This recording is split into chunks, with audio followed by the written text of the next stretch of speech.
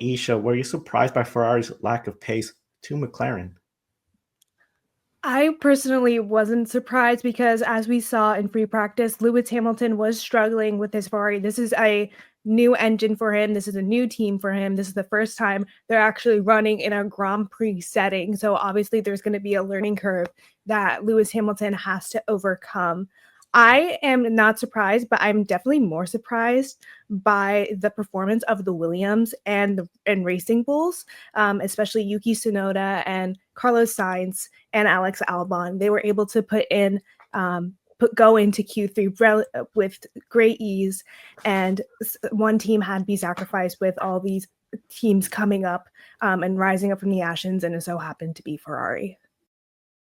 So this lack of peace can be explained in basically two ways. First, the car is not competitive, and that would be a disappointment. Or they probably have preferred a wet configuration of the car for the race on Sunday. That might have slowed them down compared to McLaren and Red Bull.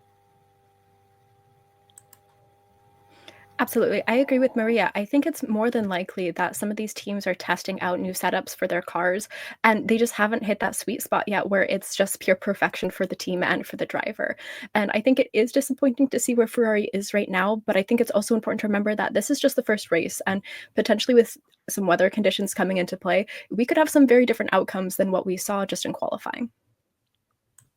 I think I was very surprised with the Ferrari's pace on Saturday in qualifying, because in free practice 1 and 2, Charles Leclerc was looking very, very strong throughout it. And there must have been a change of setup that cost him a little bit more performance. So I'm a bit surprised on Leclerc's side, because I was expecting him to challenge the McLarens and Verstappen for pole position. I was expecting even a front row start for Leclerc, maybe Piastri or Verstappen third position instead.